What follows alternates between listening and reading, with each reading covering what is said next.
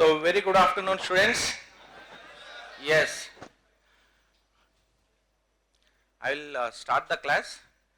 Actually today we have invited our topper, IES topper Rajan Kumar. Okay, he will be taking some session for you to guide you all. So next year one of you should be there as a topper. I expect about you, okay? So let us welcome Mr. Rajan Kumar, our beloved student. First of all, my heartiest congratulations to our beloved student for securing All India rank 1 in engineering service examinations. Once again, give a big hand. Very proud of you, my dear students. God bless you. Very proud moment for all of us. Okay, you can start. Okay, so he is going to address you about his journey of success. So if you have any doubts, you can share with him. Okay? Okay. Good afternoon, everyone. I remember sitting where you are now and wondering about engineering service exam. So I think you all must be curious. Yeah? Curious to know? Okay. So first I want to tell you about myself. My name is Rajan Kumar and I have graduated from IIT Roorkee in the year 2021. So first attempt I gave in 2022 where I had not done any preparation. So it was just to get the feel of the exam. And I went all the way to Dehradun to give my first attempt. So I could not get selection. Then I prepared in 2022 and after 2 years of preparation, I got All India rank 1. So yes, today I am going to share you how you should prepare one by one, prelims, mains and interview, and after that you can ask any question if you want. Let's talk about general studies first. What subjects have you been taught in general studies till now? Computer, technical communication and COA. COA is in electrical? Okay.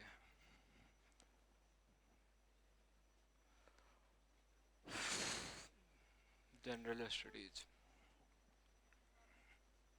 Okay. Say one by one. Have you taught this subject? Taught? Okay. So this is very important for general studies. And last year they asked 15 questions. And most of the questions were easy, some were difficult. And I would like to say one thing, that you must prepare especially statistics and probability part. Okay?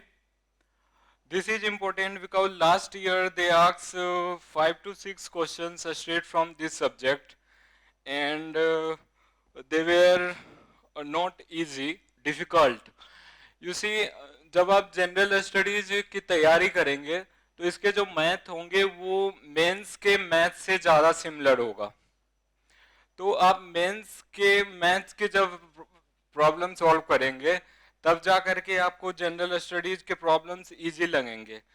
But अगर मैं इसके कुछ problems को बताऊं, जैसे कि for example ये problem देख लो.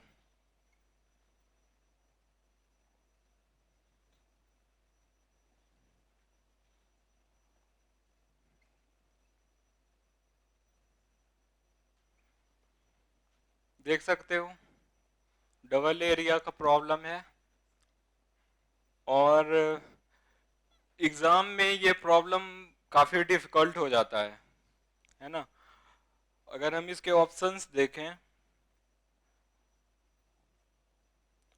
तो 2e इंटू ई प्लस 2,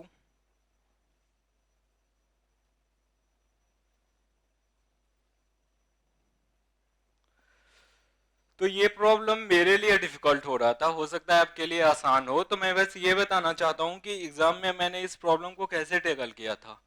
तो ये मुझे पता है कि ये इसका जो आंसर होगा वो पॉजिटिव होगा, निगेटिव हो नहीं सकता है क्योंकि एरिया है। तो ये ऑप्शन एलिमिनेट हो गया। तो मेरे सामने दो ऑप्शन थे, एक इन तीनों में से एक चूज करना था।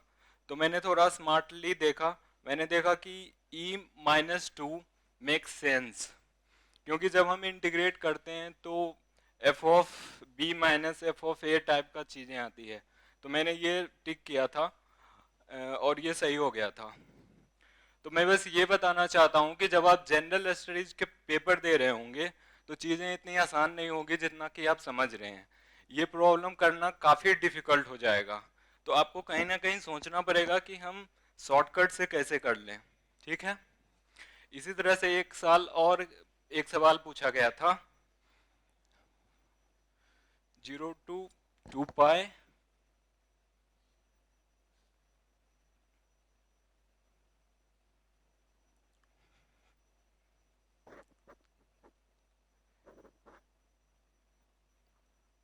यस, यही मान लो ये सवाल था। अब इसको ऑप्शंस थे 2 पाई/√3, 2 पाई, 2 पाई, 10 पाई एंड 4 पाई। अब आप इस बताओ इसका आंसर क्या होगा। You don't have to do any calculation. Anybody?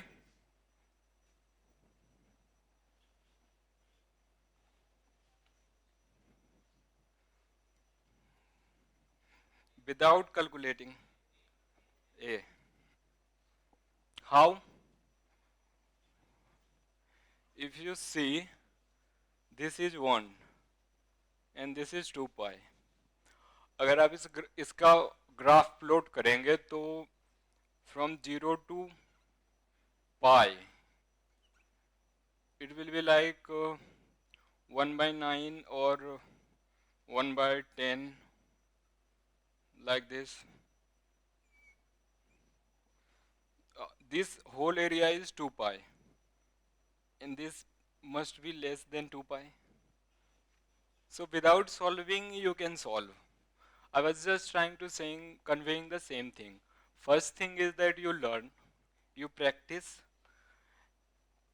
but in general studies paper, doing all these things are difficult simply because you don't have time nor you have enough space in exam. Got it? Say, got it? One more problem I want to say. They are asking what is the centroid of the solid enclosed by the cylinder x square plus y square equal to 4 and bounded above by the paraboloid z equal to x square plus y square by the xy plane. So it's a very difficult problem, obviously not a problem that we can solve in 2 minutes, but when I see its options, this is 0 0 4 4/3, 0 0 3/4 and 0 0 5/4 and 0 0 4/5. So I guessed that the answer to this question is A, 0 0 4/3. My logic is that this is quadratic function. So when you will integrate a quadratic function, it will be like x cube upon 3. So 4/3 is the only good option for me. I took some risk, but I'm not saying that you should also take risk, but you should see what if there is a need for the risk. If you can think it, if you can see the consequence, you can take, otherwise a study. Okay? So anything you will like to ask in mathematics especially? Anybody? No? Calculation? Okay. Huh. Calculation easy. You can do calculation, you can make your calculation easier by verifying from the options. Some options, if you look at the options, some options get eliminated. Otherwise, if some problems require calculation, then there is no way. Got?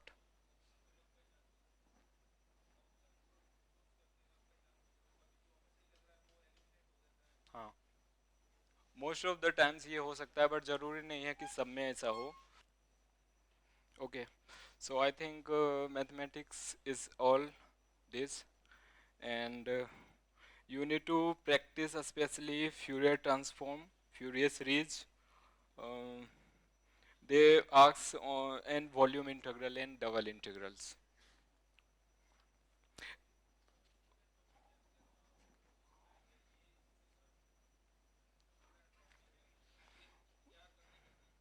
The thing about prelims is they are unpredictable. So you need to practice everything. But you can start from PYQ. So you can get a trend of some questions, and everything is written in your notes as well. So I think I took a lot of time on mathematics. I need to, okay, reasoning and aptitude. In reasoning,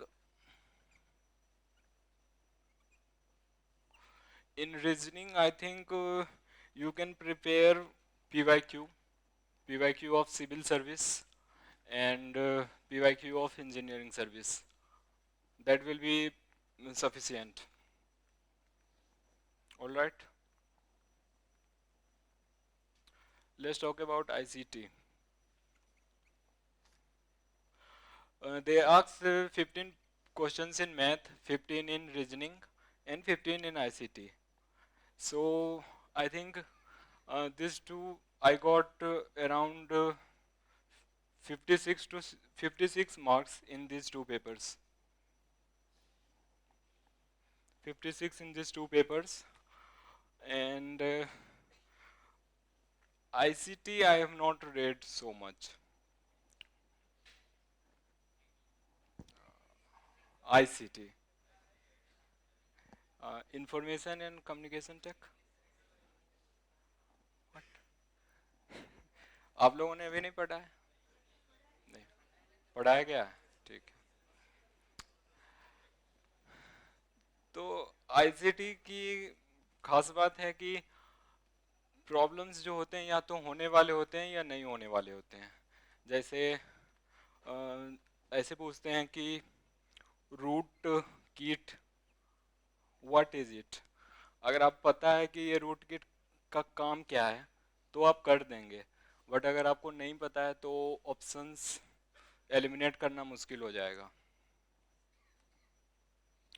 और इसके लिए best source जो है ICT के लिए वो classroom notes ही हैं. आपको टीचर पढ़ाएंगे वही बेस्ट है. और मैथ के लिए, और इन मैथ के लिए भी क्लासरूम है. इसके अलावा आप मैथ में पीवाईक्यू की प्रैक्टिस कर सकते हैं, रीजनिंग में भी पीवाईक्यू, बट रीजनिंग में ज़्यादा पीवाईक्यू नहीं, बस इंजीनियरिंग सर्विस वाले सारे कर लेना, और सिविल सर्विस वाले कर सकते हो अगर आपके पास टाइम हो तो. आईसीटी में और भी ज़्यादा अगर प्रैक्टिस करनी है तो आप करंट अफेयर्स पढ़ो. उसमें न्यूज़ में काफ़ी आईसीटी के टर्म्स रहते हैं, तो आप वहाँ से भी कर सकते हो. बाकी इसके पीवाईक्यू के क्वेश्चंस रिपीट नहीं होते हैं कि 2 साल पहले जो आईसीटी में पूछा था वो अभी पूछेगा, ऐसा ना के बराबर हुआ है। तो हमेशा कुछ ना कुछ नए सवाल आते हैं इस आईसीटी में। सोर्स क्लास नोट्स या फिर करंट अफेयर्स की जो बुकलेट आती है, करंट अफेयर्स पढ़ें, उसमें हो जाएगा। पर आप करंट अफेयर्स पढ़ना बहुत मुश्किल है, इतना आसान नहीं है कि मैंने बोल दिया और आप पढ़ लोगे। तो ठीक है, मैंने कहा ना कि 60 मार्क्स आप इन 2 पेपर से ला सकते हैं, तो इस पे ज़्यादा फोकस करने की ज़रूरत है। मैंने इन दोनों पे ही किया था।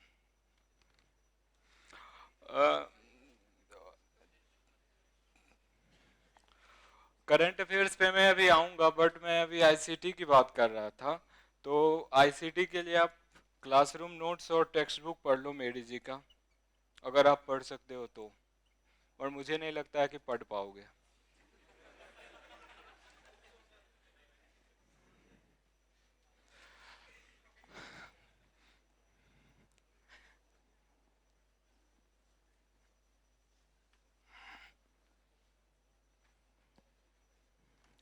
एथिक्स में 10 सवाल पूछे गए थे, 10, और 10 में से 3-4 भी अगर कर लेते हो तो बहुत है। 3-4 हर सब्जेक्ट में अगर 3-4 हो जाते हैं, मैथ में अगर आप 10+ करते हो, रीजनिंग में भी 10+, आईसीटी में 10+, आईसीटी में, सॉरी, आईसीटी मुश्किल है। एथिक्स इजी है, इजी इस सेंस में है। अच्छा, पिछले साल जो आईसीटी के, मैं कुछ आईसीटी के बारे में कुछ बात करता हूँ। जैसे इन्होंने साइबर अटैक्स के बारे में 3 सवाल पूछे थे। इंटरेस्टिंग चीज ये है कि ये आपके क्लासरूम में डिस्कस होती है। साइबर अटैक्स जैसे डीडीओएस, रूट किट के बारे में पूछा था, और वायरस, वॉर्म, इन सब के बारे में पूछा था। ये आपके क्लास नोट्स में पढ़ाई जाती है। डॉक्सिंग के बारे में पूछा पूछा था, जो कि कॉमन टर्म है। तो मैंने जो कहा था कि आप करंट अफेयर्स पढ़ोगे तो इस तरह की चीज़ें आएंगी, डॉक्सिंग, और कुछ कुछ एक्ट्स हैं, जैसे कम्युनिकेशन एक्ट्स, वो सारे करंट अफेयर्स में आते हैं। बट चूंकि वो आईसीटी से रिलेटेड हैं, तो वो आईसीटी के अंदर पूछते हैं। तो आप करंट अफेयर्स से भी आईसीटी को समझ सकते हो, ठीक है। तो आई होप कि अब ये तीनों सब्जेक्ट में कुछ सेंस बन रहा होगा। अभी अगर आपके मन में कोई सवाल है तो आप बिल्कुल पूछ सकते हैं, चुप होने की कोई ज़रूरत नहीं है, आप कुछ भी पूछ सकते हैं। मैं 1 घंटा की जगह 2 घंटा भी यहाँ स्पेंड कर दूंगा, मुझे कोई दिक्कत नहीं है, ठीक है। देखो, लास्ट ईयर इन्होंने एथिक्स में 10 सवाल पूछे थे, 10 प्रॉब्लम्स। और एथिक्स में भी जितनी भी प्रॉब्लम्स पूछे गए थे वो कभी नहीं पूछे गए थे। तो डिफिकल्ट तो है, बट आप हमेशा इसकी बेसिक जो सोर्स है, क्लासरूम नोट्स, उस पे स्टिक रहना। अगर उससे हो जाते हैं तो ठीक है, नहीं तो फिर होगा भी नहीं वैसे, ठीक है। Don't laugh, I am saying something which is very important. If you want कि करना है इसमें, तो इसकी बुक पढ़ो, रिसर्च करो। बट अगर आप जस्ट फॉर कुछ अच्छे नंबर चाहते हैं तो आप नोट्स इसके पढ़ सकते हैं।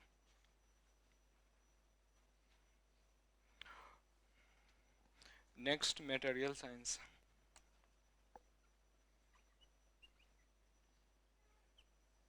मटेरियल मटेरियल्स में बहुत सारे प्रॉब्लम्स के लिए आप नोट्स रेफर कर सकते हैं। और मटेरियल्स में मैंने क्या पढ़ा था ये मैं बता देता हूँ। मटेरियल्स में मैंने क्लास नोट्स पढ़ा था, और पीवाईक्यू लगाए थे मटेरियल्स के, और कुछ हमने शॉर्ट नोट्स भी बनाए थे।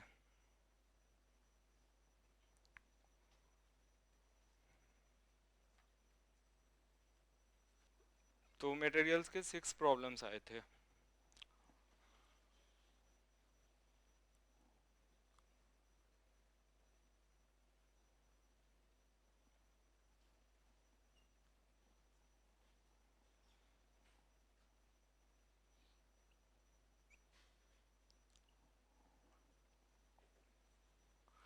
अब आप देख सकते हो कि करंट अफेयर्स के 15 प्रॉब्लम्स पूछे गए थे। तो अगर आप, और उसमें भी कैसे सवाल पूछे गए थे करंट अफेयर्स के, मैं बता देता हूँ। You see, one thing is sure कि एवरीथिंग इज इम्पोर्टेंट। जितने भी 10-15 टॉपिक हैं सारे इम्पोर्टेंट हैं, तो आप सारे पढ़िए। बट अगर आप चाहते हैं कि कम टाइम में हम कैसे 80-90 नंबर ले आएं, तो मैं उसके लिए बता रहा हूँ कि math, reasoning, ICT, current affairs और मटेरियल्स, ये सारे स्कोरिंग हैं। इसमें आप जितना टाइम देंगे उतना ज़्यादा सवाल सॉल्व करेंगे। और एथिक्स में या फिर environment, quality, design, drawing, safety, notes are enough. तो करंट अफेयर्स के सवाल जैसे इन्होंने पूछे थे कि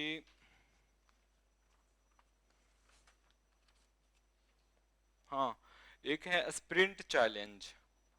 तो हमेशा न्यूज में बना हुआ था स्प्रिंट चैलेंज, और ये प्रीलिम्स के टेस्ट सीरीज में भी आया था।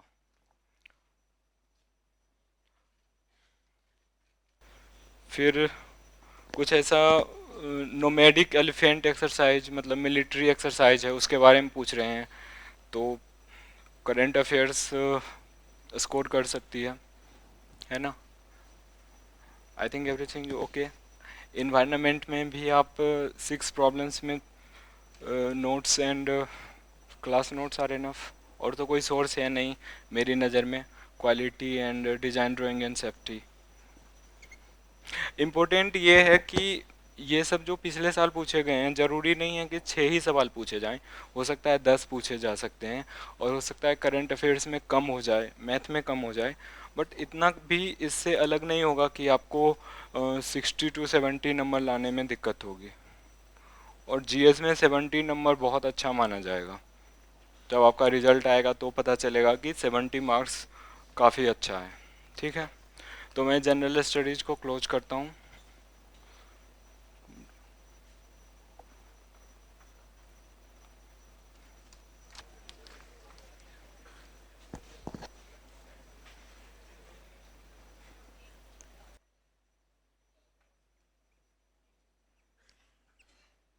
Paper two.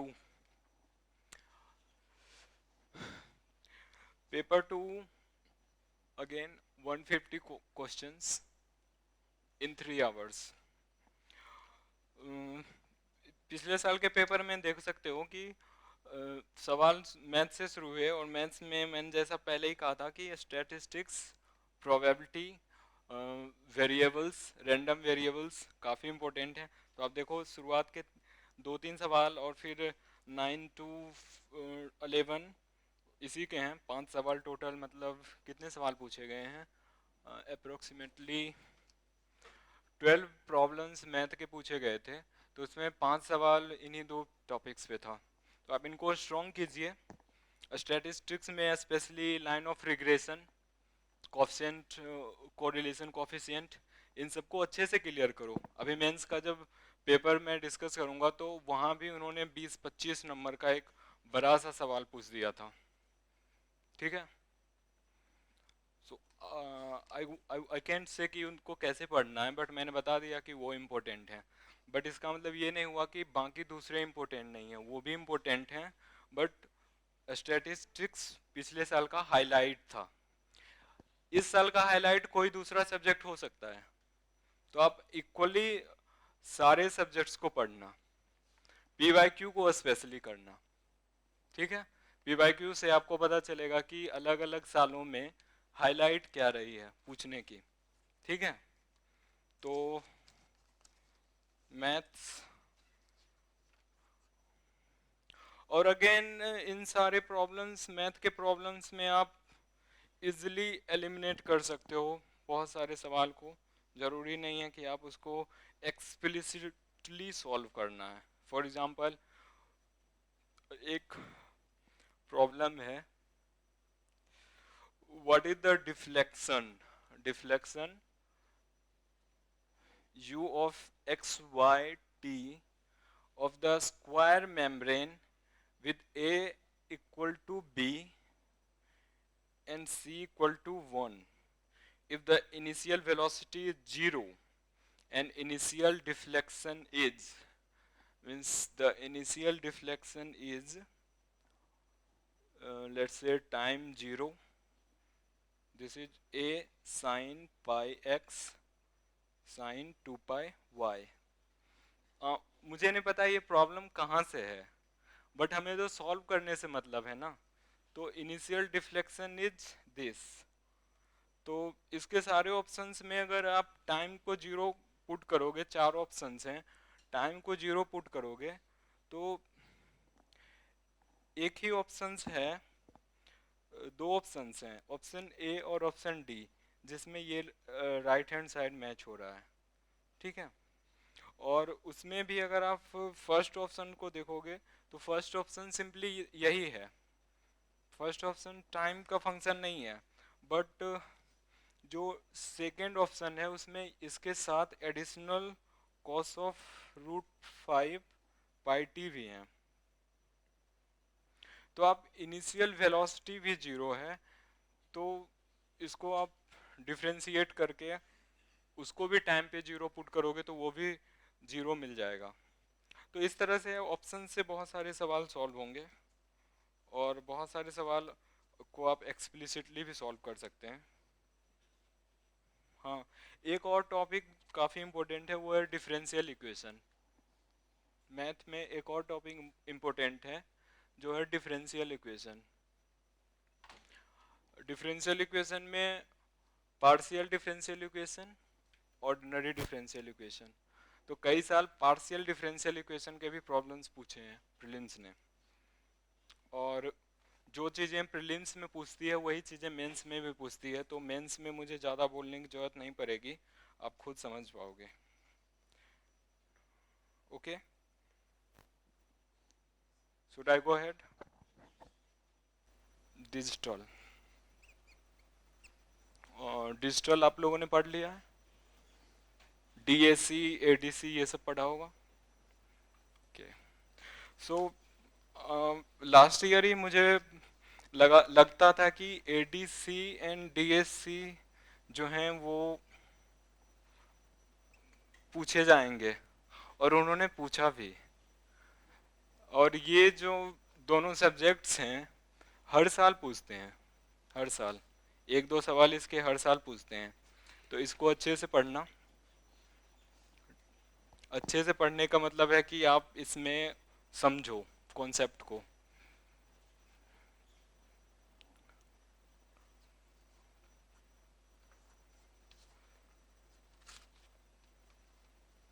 Okay, let's talk about communication. Communication तो नहीं पढ़ा होगा, कम्युनिकेशन भी पढ़ लिया. कंप्लीट.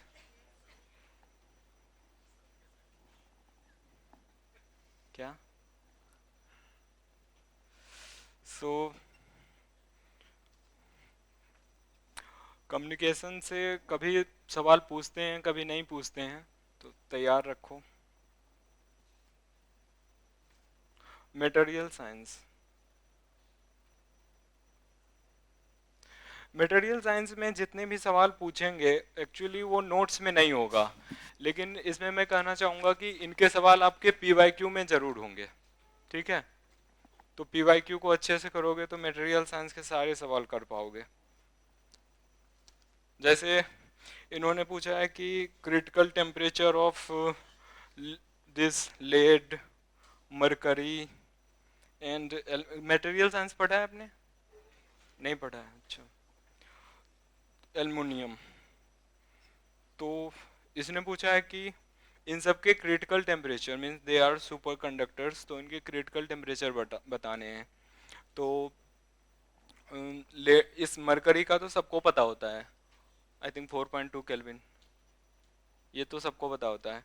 अगर आप पीवाईक्यू देखोगे तो लेड का भी आया है, इनफैक्ट टिन का भी आया है, इसी तरह से इन्होंने जो एनर्जी गैप होती है, silicon diode, silicon diode, Schottky diode, Schottky diode and LED diode, इनके एनर्जी गैप के बारे में पूछा है। तो पीवाईक्यू में लगभग हर तीसरे साल, हर चौथे साल इस तरह के सवाल वो पूछते रहते हैं।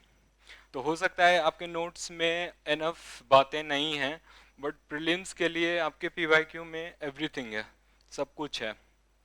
इनफैक्ट मैं रिपीट करता हूँ, सब कुछ है। तो फिर आप ये मत कहना कि आउट ऑफ द बॉक्स पूछा है। 1997 टू 2024 पीवाईक्यू आप लगाओ। मटेरियल साइंस में आई डोंट थिंक कि कोई सवाल छूटेगा। सिग्नल एंड सिस्टम में I don't want to say anything, काफ़ी आसान सब्जेक्ट है, मुझे नहीं लगता कुछ कहने की ज़रूरत है मुझे। आपको कुछ पूछना है तो पूछ सकते हो। कुछ नहीं पूछना है?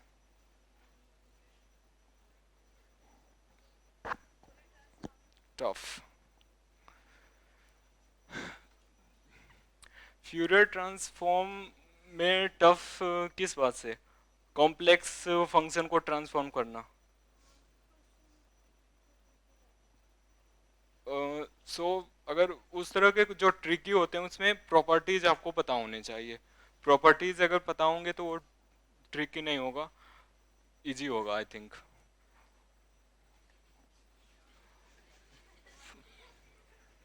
प्रॉपर्टी तो लिखा है नोट्स में, तो याद, यार कुछ प्रॉपर्टीज तो ऐसे हैं जो याद करने की जरूरत ही नहीं है, कुछ प्रॉपर्टीज याद करने की जरूरत है, जैसे मैं बता रहा हूँ।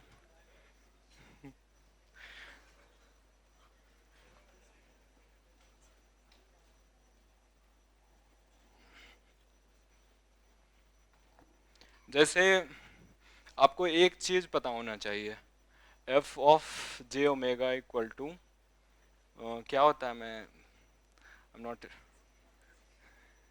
यही होता है ना?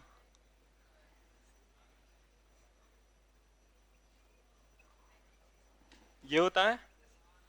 तो अब यहाँ से बहुत सारी प्रॉपर्टीज, जैसे आपको एरिया प्रॉपर्टी के बारे में जानना है, तो एफ ऑफ ओमेगा को 0 रख दो, तो ये पूरा टाइम का एरिया निकल गया।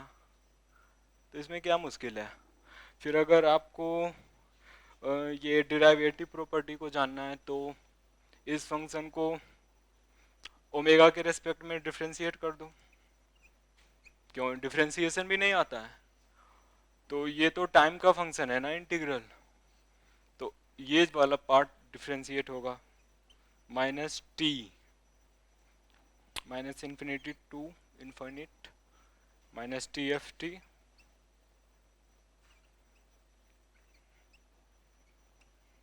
यू सी यहाँ पे कुछ और आएगा ना, माइनस जे टी। तो अगर आप प्रॉपर्टी भूल जाते हैं तो बहुत सारे प्रॉपर्टी को आप डिराइव कर सकते हैं, लेकिन कुछ प्रॉपर्टी ऐसे भी होंगे जो आपको याद करनी पड़ेगी।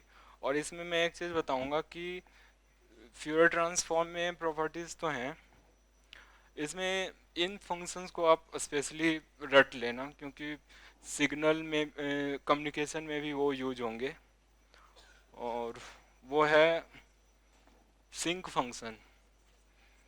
तो सिंक फंक्शन को आप अच्छे से पढ़ लेना एक बार, उसके जो उसके पेयर पता होना चाहिए, जैसे sink of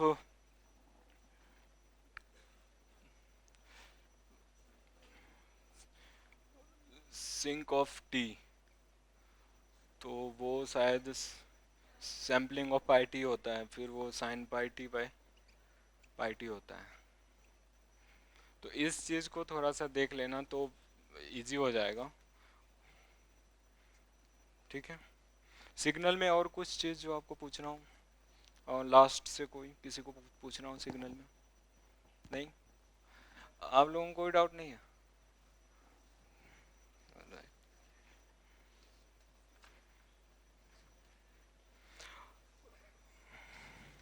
signal and system में अगर आप कुछ एक्स्ट्रा एफर्ट कहीं डालना चाहते हैं तो आप डिस्क्रीट फिल्टर में डाल सकते हो। डिस्क्रीट फिल्टर हो सकता है कि कभी एक दो सवाल आ जाए डिस्क्रीट फिल्टर से, तो एक्स्ट्रा एफर्ट की बात कर रहा हूँ मैं। नॉर्मली तो सारे सब्जेक्ट पढ़ने ही हैं, पढ़ लिया होगा। सिग्नल चल रहा है तो अभी कहाँ तक पहुँचा है? तो अभी जब चल रहा है तो फिर आपको प्रॉब्लम तो होगी ही। अभी तो चल ही रहा है ना, तो प्रॉब्लम तो होगी। ओके, स्टिल अभी शुरुआत में तो प्रॉब्लम होती है अंडरस्टैंडिंग में, और जब हम सॉल्व करते हैं फिर धीरे धीरे जा करके हम प्रॉपर्टी रिलेट करते हैं कि ये प्रॉपर्टी यहाँ पे यूज हो सकती थी। अगला टॉपिक है circuit. Which subject first and which last? Exam के टाइम ना। अच्छा, तो एग्जाम के टाइम आप उन सब्जेक्ट्स को पहले पढ़ सकते हैं जिनमें आपको लगता है कि आप ज़्यादा स्कोर नहीं कर रहे हैं। Because if you score better in some subjects you will do it regardless कि आपने प्रैक्टिस किया है या नहीं किया है। But if you feel that some subjects are not good, so at that time you can look into those subjects. What I used to do this, मैं ऐसा ही करता था। तो I was discussing about circuit. It's completely a straightforward, and again like signal and system, I don't think that I need to tell anything about this. And so again I will ask you same question. If you have something to ask, you can ask.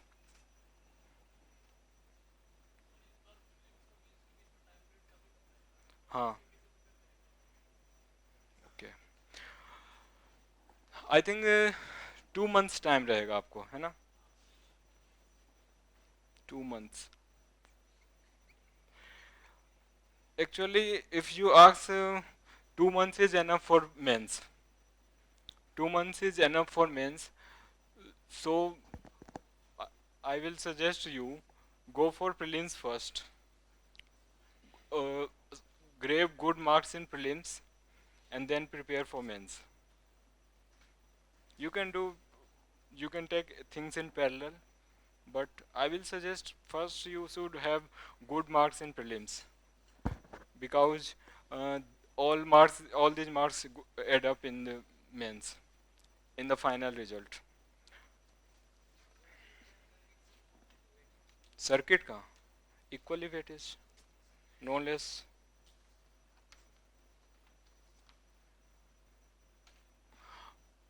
I have focused equally on every subject.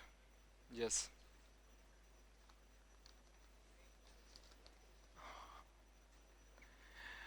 EMT, they asked only one question last year, and I am giving you the question and you have to tell me the answer without even doing it. Okay? I hope you can do it. Have you read EMT? Okay.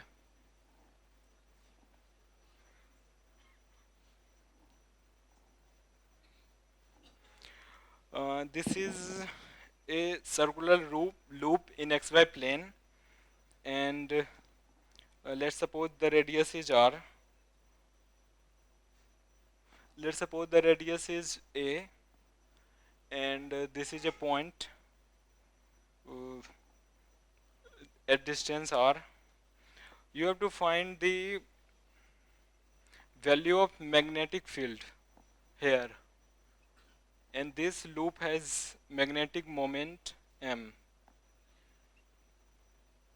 Magnetic moment m.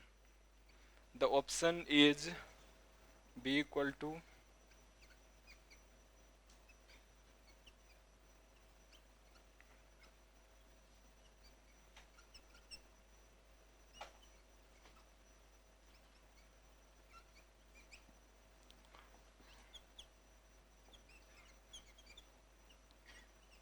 Yeah. Which option you think is right?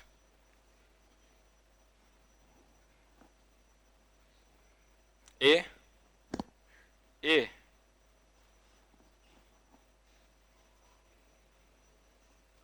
Most of the people are saying A. Okay, let's see. This is Henry per meter. Everybody know. This M is ampere meter square. This is meter cube. Now Henry into ampere is basically Weber. Okay, and meter Weber per meter square. A is the I think correct answer. I hope. But you should not do this. You should practice EMT by Biot-Savart's law and Gauss law, or maybe Coulomb's law. You should solve. But in exam like prelims, you can verify from the options.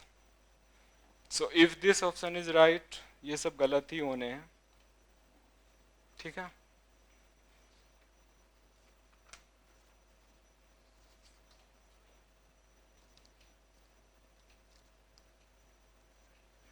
Control.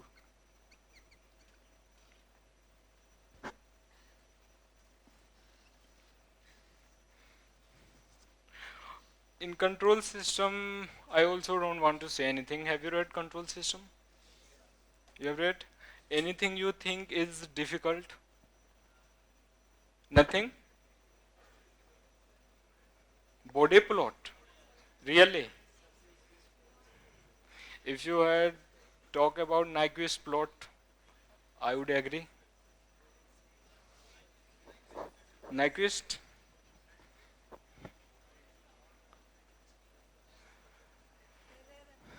Yes, of course, Nyquist plot. You can go through PYQ to get how much you have understood your notes and your class.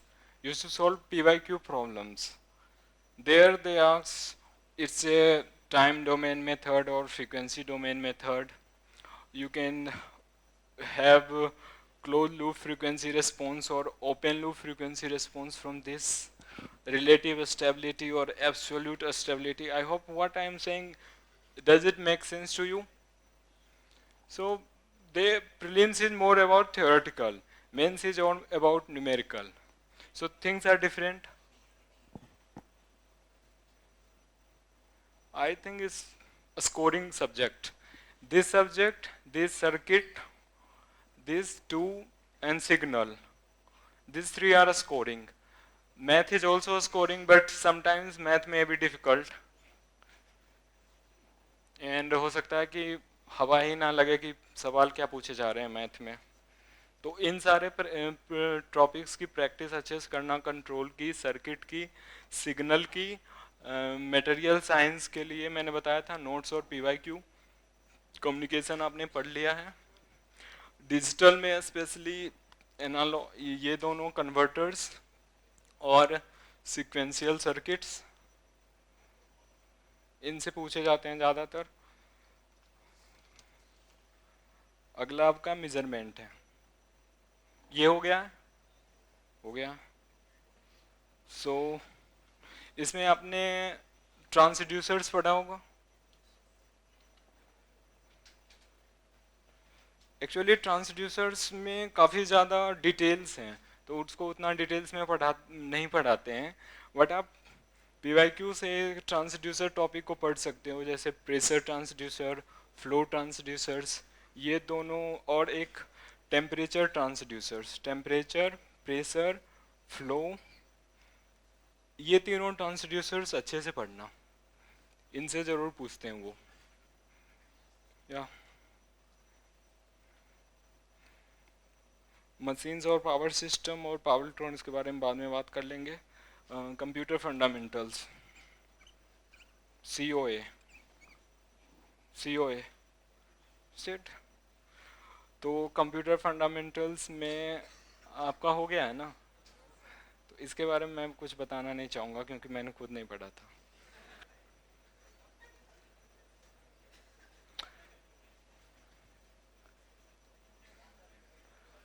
Micro processor के बारे में बात हुई थी।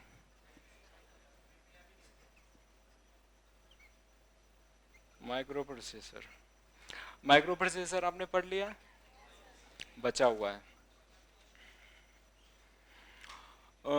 Micro processor में या it's easier than computers, और मैंने ये अपने कॉलेज में भी माइक्रो प्रोसेसर काफ़ी डिटेल में पढ़ा था। एक 8 क्रेडिट 4 क्रेडिट का ये सब्जेक्ट था, तो it's easy, you can learn it. Okay, great. Computer fundamentals, in fact, if you listen, come in the class, listen to the lecture, it may be, it may become easier for you. Okay, but if you come here, listen to your teacher, then it will become easy, otherwise it won't become easy. But जब हमने इतनी सारी बातें की, तो इसके बारे में भी मैं कुछ कह देना चाहता हूँ। इसमें जो इम्पोर्टेंट है वो जैसे शेड्यूलिंग एल्गोरिदम, इसके सवाल वो पूछते हैं, या फिर एक याद नहीं आ रहा है क्योंकि मैंने पढ़ा नहीं है, so do it anyway, I don't want to say anything. Okay, I think we have discussed almost everything, and I will still give you time to ask any question you would like. Now we are going to discuss, okay, let's discuss one more topics, analog electronics. Okay. How many of you think this is a difficult subject? Most of the people. Who thinks it is easy? You think easy. How? Okay. I'm asking you a question only you will solve.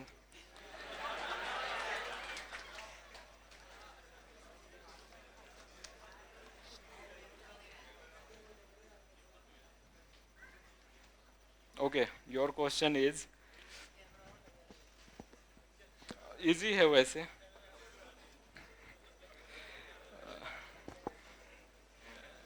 You in a single phase full bridge voltage source inverter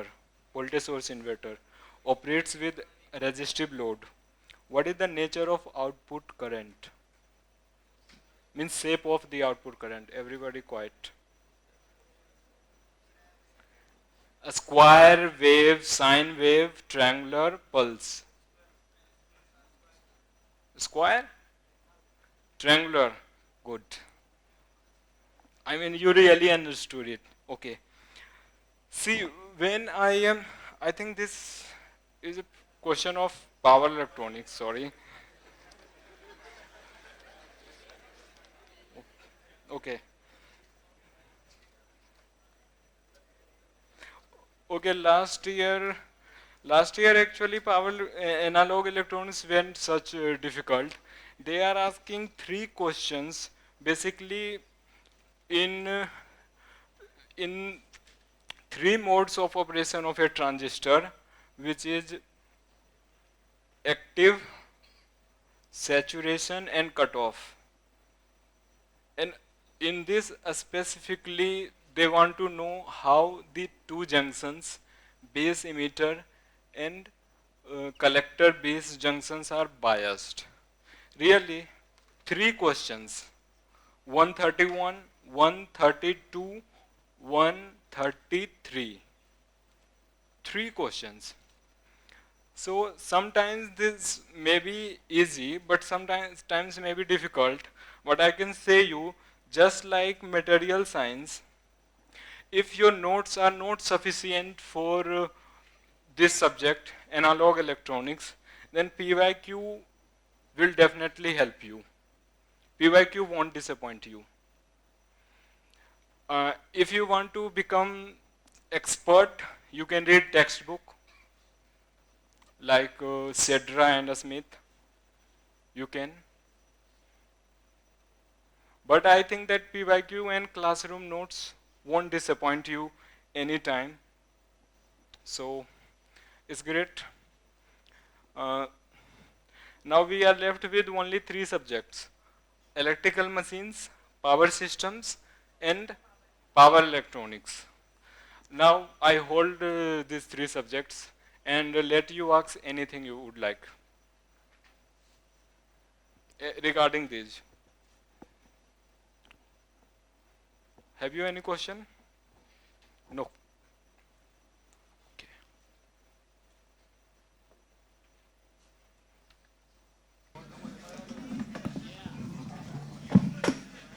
Yes. Sir, every year questions are come based on the PYQs or new questions are designed. Okay, I will answer your question.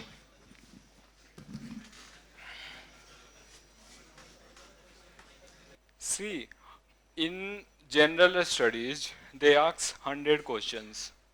Okay, so the question will definitely be new. Most of the questions, most of the question will definitely be different, but that's not new. New and different are different things. You understand it? New means which is completely new. You have not seen anywhere. That's a new. Different means you have seen them uh, indifferently, but same thing is asked. The essence is same. The question is framed differently. So most of the questions you encounter in PYQ. That's true. You can see yourself. If you do PYQ once, twice, or see, if you begin your PYQ from 1999 and go onward to 2024, you yourself will see. Got it? You will solve a paper in 1999, then you will solve a paper of 2000. You must see some problems from 1999 as it is come. Some concepts from there this year has come in this year, and they are coming in the later years. So yes, the answer is yes. And some questions are new. Some are new. Some are new, of course. So if you understand those new questions, you can attempt them or you can leave them. I also have left many questions. Okay. Any other questions? Have you any other question? Okay. What's your name? Srikant Patil. Pandey. Okay. Great to talk to you. So have you any other question? Anyone? Please ask.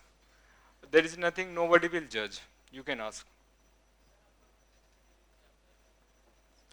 First paper में मेरे 94 marks थे 94 और second paper में may be 220 I have not given gate paper have given but when I had just graduated so I went to it was just like a visit and nothing else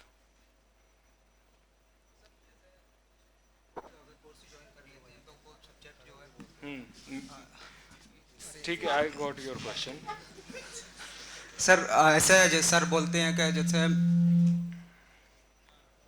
reduce अगर कुछ topic जो है हमारे prelims के sorry ESC के हमारे अगर अभी जो सर पढ़ा रहे हैं उसमें समझ में नहीं आ रहे हैं तो फिर कुछ लोग बोलते हैं कि मेंस कोर्स ज्वाइन कर लें तो फिर उससे क्या हमें इजी हो benefit होगा? जाएगा इजी हो जाएगा ऐसा कहते हैं ना ये सही है या फिर गलत है? ठीक है मैं बताता हूँ एक्चुअली मैंने ईएससी प्रीलिम्स के बाद किया था तो ये सही है कि आपको ऐसे प्रॉब्लम्स कुछ कुछ एकाध ऐसे प्रॉब्लम जो सॉल्व कर सकते हो जो कि आप मेंस के बाद सॉल्व करोगे मतलब मेंस पढ़ने के बाद बट नॉट सारे मतलब जो 100 प्लस 150 प्रॉब्लम्स हैं प्रीलिम्स के तो उसमें से 5 मोस्टली 5 या 10 तो 5 या 10 प्रॉब्लम्स के लिए प्रीलिम्स से पहले मेंस करना या प्रीलिम्स के साथ मेंस करना क्या ये वाइज चॉइस है no anyone else want to ask something mains mathematics for mathematics I had notes and I mainly solved and saw PYQs. CSE, I have never seen CSE papers, only ESE papers. Anybody? Yes. हाँ. अभी coaching खत्म होने के बाद जो हमारी तैयारी हम खुद से करेंगे तो उसमें ज़्यादा सिंपल हो, इसलिए क्या सीक्वेंस हमारे सब्जेक्ट्स का तैयारी का रहना चाहिए? रिवीजन का. हाँ, रिवीजन. जैसे कोचिंग के बाद हम रिवीजन ठीक है. करेंगे तो जैसे मैं रिवाइज इस तरह से करता था, मैं सबसे पहले पढ़ूंगा मशीन्स, या फिर मैं सबसे पहले उससे भी बेसिक टॉपिक पढ़ूंगा, जैसे मैथ पढ़ूंगा. मैथ के बाद मैं सिग्नल पढ़ूंगा. सिग्नल के बाद कम्युनिकेशन, सर्किट, देन कंट्रोल. तो आई थिंक ये कहीं ना कहीं रिलेटेड हैं, एक ही जैसी चीज़ें हैं. तो मैं इन पांचों को पढ़ूंगा. फिर मैं मशीन्स पढ़ता हूँ, power system, power electronics, EMAMI. I hope you understand. Measurement. Okay. Then I go for EMT, material, analog, digital,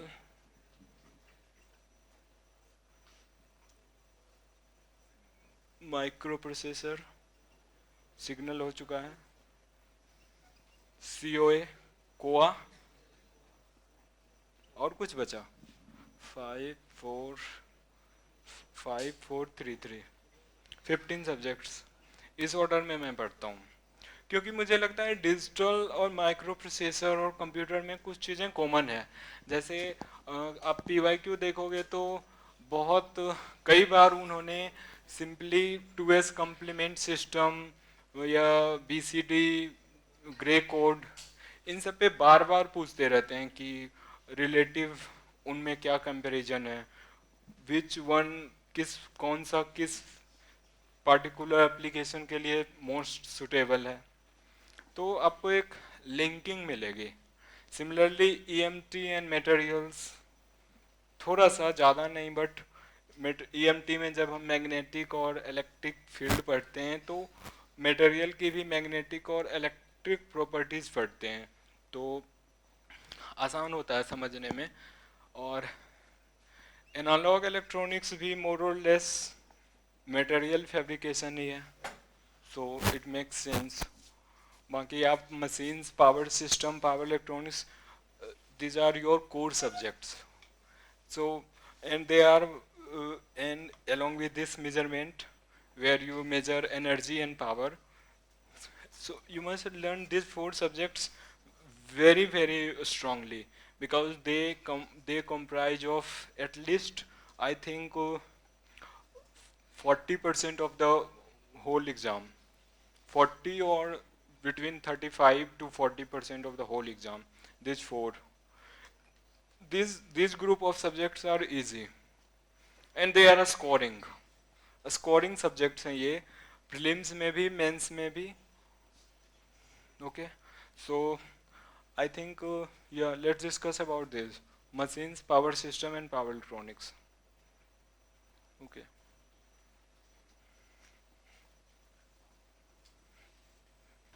machines आप लोगों को पढ़ाया गया है पूरा? कितने टीचर्स ने पढ़ाया? सिर्फ 2? कुछ बचा तो नहीं है? DC machines, fractional kilowatt machines नहीं हुआ है? वीडियो मिला है, अच्छा, वो तो देखोगे नहीं? मैंने भी नहीं देखा था. तो मशीन्स में तो मुझे लगता है transformer, induction machine, synchronous machines, इन सब के प्रॉब्लम्स हो जाते हैं. डिफ़िकल्टी आप DC मशीन्स में फेस करोगे प्रीलिम्स में. मेंस में आई डोंट थिंक कि DC मशीन कोई बहुत बड़ा चीज़ है. मेंस में DC मशीन सबसे इजी है. प्रीलिम्स में मुझे DC मशीन सबसे हार्ड लगता था, क्योंकि उसकी जो डिज़ाइन है, जो उसका कोर है और रोटर है, उस डिजाइन से ही सारी कहानी वहीं से रिलेटेड होती है। तो DC machines plus fractional kilowatt machines, ये जो आपको वीडियो मिला है उसको जरूर पढ़ना, क्योंकि उससे 1-2 सवाल आते ही आते हैं, हर साल आते हैं, ठीक है। तो ऑलमोस्ट मुझे लगता है 12-13 सवाल इससे आएंगे। मोस्ट ऑफ द प्रॉब्लम्स मैंने कहा transformer, induction machine, synchronous machines को आप कर देंगे। इन सारे टॉपिक्स को अगर आप पढ़ लिया तो you will score more. Power system, power system आप लोगों को पढ़ा दिया गया 1 और 2 कंप्लीटली।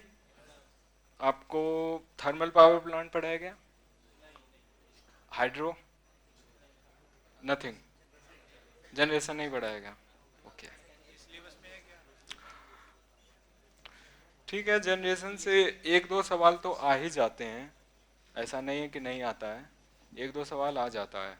तो आप जनरेटिंग पावर स्टेशन जो होते हैं, जनरेटिंग पावर स्टेशन, अगर इसमें थोड़ा सा मेहनत करो तो हो सकता है कि कुछ मार्क्स 2-4 नंबर ले आओ आप प्रीलिम्स में।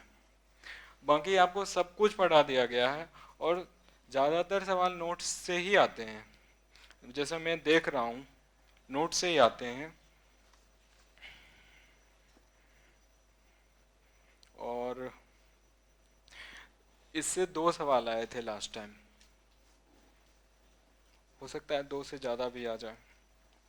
तो and about power electronics,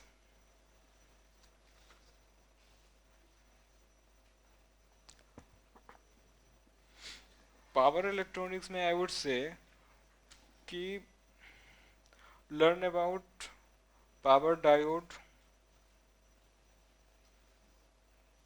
power thyristor, thyristor में learn their commutation technique, class A, class B, class C, class D this, and उसके बाद मोस्टली चॉपर्स से ज़्यादा सवाल आते हैं, चॉपर्स एंड एसएमपीएस। आपने चॉपर्स एंड एसएमपीएस पढ़ा है?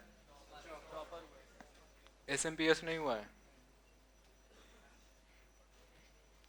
और ये भी काफ़ी डिप हैं, मतलब जितना पढ़ाया जाता है उससे भी बहुत गुना ज़्यादा है। तो अगेन अगर कोई भी चीज़ ज़्यादा हो तो कहाँ जाना है अब तो बोलने की जरूरत है नहीं, आई होप यू नो कहाँ जाना है, PYQ। I think that's enough for prelims.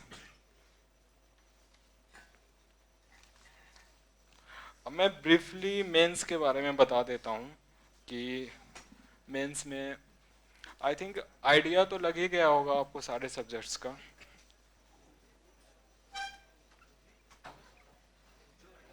Mains, अच्छा आप में से कितने ऐसे लोग हैं जो मेंस का पेपर देखा है, मेंस के PYQ सॉल्व किया है कभी, एनी टाइम? एक तो होगा कोई, someone, please raise your hand. Last, anyone else? वो अभी भी पढ़ रहा है। आप में से कोई नहीं देखा है? देखा है, अच्छा। तो आई वुड से कि जब आप प्रीलिम्स की तैयारी कर रहे हैं तो फिर आई से पहले भी कि मेंस का कोई सेंस नहीं है, बट फिर भी जब आप मेंस की तैयारी करेंगे उसके लिए मैं बोल रहा हूँ, ठीक है? तो आप ध्यान से सुनना थोड़ा। देखो मेंस में, प्रीलिम्स में ये चीज मैटर करती है कि आपने कितना पढ़ा है ना, PYQ कितना सॉल्व किया है, उन प्रॉब्लम्स को आपने कितना समझा है। बट मेंस में एक ही चीज मैटर करती है, वो है practice. The more you practice the more marks you will get, okay? क्योंकि प्रीलिम्स में जब आप पास हो जाएंगे इट मीन्स कि आपको बेसिक आइडिया है, The only thing you will find problem is lack of practice. जब lack of practice रहेगी तो आप कुछ सवाल नहीं solve कर पाओगे या फिर बीच में ही अटक जाओगे. जैसे ये एक सवाल है, मैथ का है.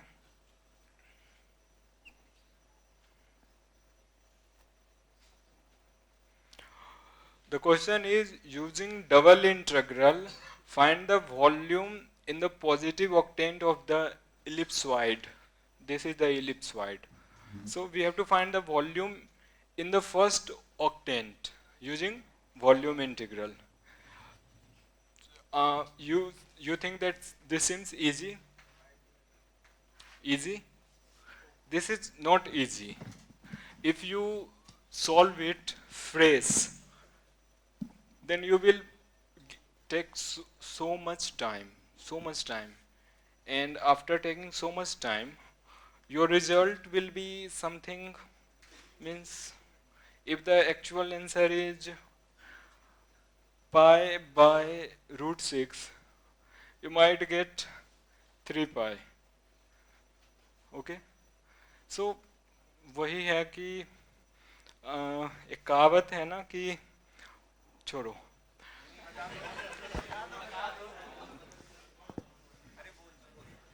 एक कहावत है ना कि खोदा पहाड़ निकली चूहिया, तो वही कहानी हो जाएगी.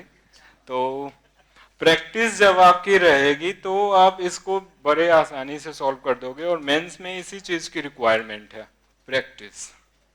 ठीक है? तो जितने भी प्रॉब्लम्स मैं देख रहा हूं ज़्यादातर प्रैक्टिस से सॉल्व होते हैं, और जो मेंस की टेस्ट सीरीज हैं, मेंस टेस्ट सीरीज जो आप तब ज्वाइन करोगे जब आप प्रीलिम्स में आपका सिलेक्शन हो जाएगा. अदरवाइज भी आप ज्वाइन कर सकते हो मेंस टेस्ट सीरीज, तो वहाँ पे इन सारे कॉन्सेप्ट्स की प्रैक्टिस अच्छे से होगी. तो आई वुड से ओनली वन थिंग कि if you got selected in prelims, practice mains problems, and the syllabus are same that we discussed for prelims. Everything that they can ask in prelims they can ask in mains, so I don't need to discuss subject wise. Things are more or less the same. So I'm about to conclude. If you have anything you can ask. Yes. Mains. Okay. So in mains, I basically practiced PYQ, test series of current year. जिस year आप test series दे रहे होंगे उस year के test series आप practice कर सकते हैं. आप जब टेस्ट देंगे उसके बाद उसको एनालाइज कर सकते हैं कि आपके कितने स्कोर रहे हैं, कहाँ पे आपका वीक पार्ट है और कहाँ पे स्ट्रॉन्ग पार्ट है. तो यही दो सोर्स थे मेरे. नहीं, प्रॉब्लम्स आर नॉट लेस. आप जब सॉल्व करेंगे तो it will take huge time.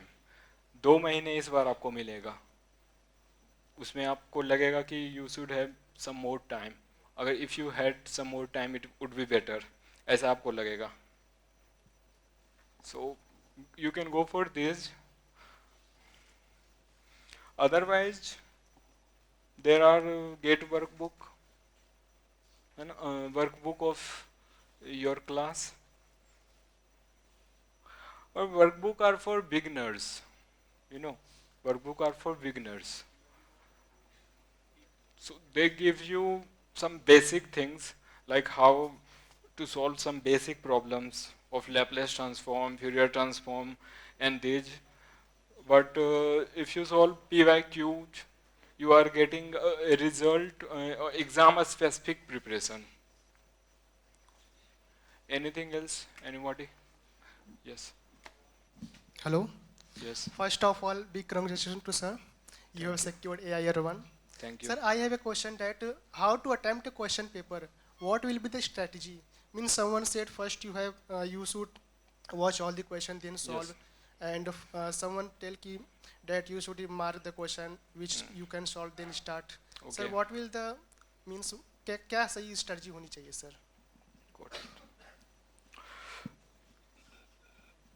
I have followed a start from question number 1. Question number 1, and don't waste time on any question. If you solve starting 4 questions and you find difficult to solve question number 5, so immediately you should think, is there any shortcut to solve this problem? If you think that there is a shortcut or you can eliminate the options, so you should do this. But if there is some conventional and long method of doing the problem, even if you know, even if you can solve it, but if it takes too much, then it is better to solve easy questions first. So go for question 6, leave question number 5, and if you are sure about your answer, then at the same time you can circle it. Okay? Yeah. I hope you got the answer. Anyone else? Yes. On an average, how much time we should spend on each question of examination? Mains. Okay. See, when I was giving mains, I know that the paper is divided in 2 sections, 1, 2, 3, 4, and 5, 6, 7, 8. Okay? These 2 questions are compulsory to solve. So सबसे पहले मैंने क्या किया कि मैंने first और fifth को solve कर लिया. अब जहाँ तक सवाल की बात है तो आप देख लो कि अगर सवाल 12 मार्क्स के हैं और 20 मार्क्स के हैं तो उसी हिसाब से टाइम देना है. 12 मार्क्स के क्वेश्चन में थोड़ा सा कम टाइम देंगे और 20 मार्क्स के क्वेश्चन में थोड़ा सा ज़्यादा टाइम देंगे. तो क्वेश्चन करते समय अगर आपको लगता है कि you are going in right direction, मतलब आप सवाल के सही तरह से सॉल्व कर रहे हैं, तो आप उसमें थोड़ा सा अगर ज़्यादा टाइम की लग जाता है 8 to 10 मिनट्स तो भी कोई प्रॉब्लम नहीं है. But in between if you think कि I am not doing good in that problem, so you should leave that, and you have to select 3 questions, 2 from here and 1 from here. So you should first decide कि इनमें से 3 कहाँ से हमें solve करने हैं, which one will be easier for you. I think उसके लिए एक अलग strategy है, and yeah, if you get selected in mains, definitely we can talk to each other. Okay, thank you so much everyone. I wish everybody prepare the best and the result will be definitely yours. Okay, interview experience.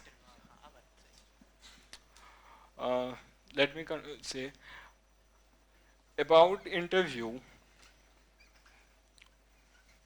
What my experience I got from interview is that my interview was somehow different from what we gave in here.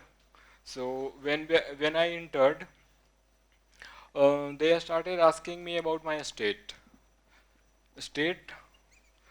and then they asked about mostly about these 3 subjects: power system, machines, and power electronics. So prepare those subjects, and one thing is be confident, be professional. Yeah.